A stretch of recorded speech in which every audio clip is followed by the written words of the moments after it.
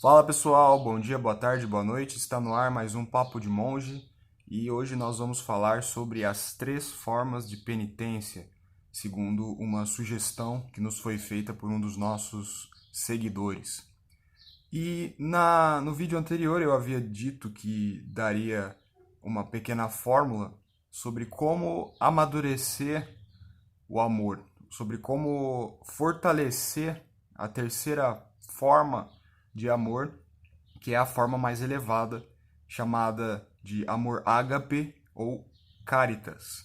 Como é que a gente faz para amar melhor, amar mais e amar de maneira mais madura? O que a gente faz para que esse nosso amor seja mais evidente na nossa vida do que as paixões, do que os nossos desejos, do que os nossos sentimentos? Isso vem muito ao encontro da sugestão das 3 formas de penitência, porque as 3 formas de penitência elas têm justamente essa função, por incrível que possa parecer. Só que antes da gente entrar diretamente na penitência, né, a gente precisa entender um pouco sobre a natureza humana. Precisamos refletir um pouco sobre a antropologia, certo? Ou seja, o estudo do ser humano no sentido filosófico do termo. O ser humano, isso para muitas correntes de pensamento, não só correntes religiosas, ele é um ser composto, ou seja, ele não é simples. Ele é um ser que tem partes.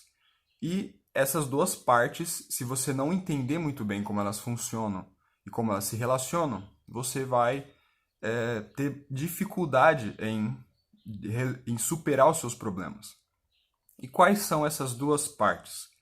A gente tem uma parte biológica, material, é a parte onde tem hormônio, é a parte onde tem sentimento, é a parte que deseja, portanto, a parte onde atuam os 2 amores, filia e eros. E a gente tem a parte racional do ser humano, ou espiritual do ser humano, que é a parte que pensa, que é a parte que entende, e a parte que é livre, ou seja, a parte que tem o controle das atitudes. Nessa relação entre a parte material e a parte racional ou espiritual, existe frequentemente uma tensão, ou seja, essas 2 partes competem. Em momentos em que você está muito nervoso, muito emocionado, é difícil ser racional. Em geral, você consegue ser racional. As pessoas usam muito esse termo quando você está frio, quando você está distante das emoções.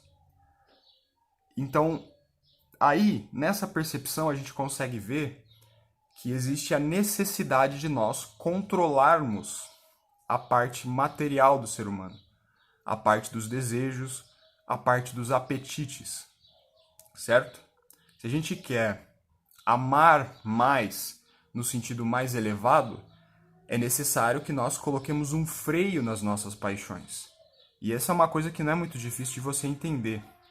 Para pensar num homem casado.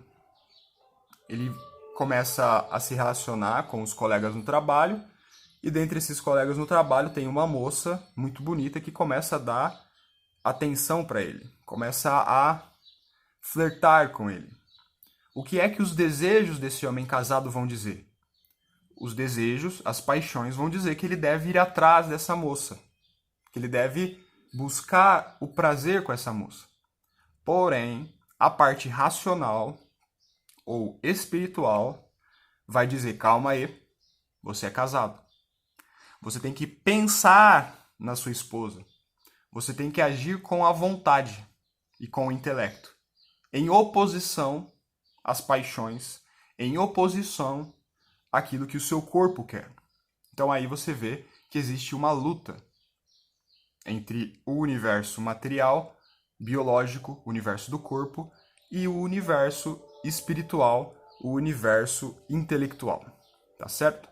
Então, para o vídeo não ficar muito longo, eu vou finalizar com uma pequena citação de Santo Agostinho, para que no próximo vídeo nós falemos especificamente das 3 formas de penitência, que são o jejum, a esmola e a oração. Qual é a frase de Santo Agostinho? É o seguinte: um homem bom é livre, ainda que seja escravo. Um homem mau é escravo, ainda que seja rei. Pois mesmo que não sirva a outros homens, será sempre servo dos seus caprichos. Terá tantos senhores quanto forem os seus vícios. Certo? Vou deixar vocês refletindo essa pequena citação. No próximo vídeo eu comentarei sobre ela e nós entraremos propriamente nas 3 formas de penitência. Conto com os likes, conto com os compartilhamentos e, se possível, mais sugestões aí embaixo nos comentários. Forte abraço!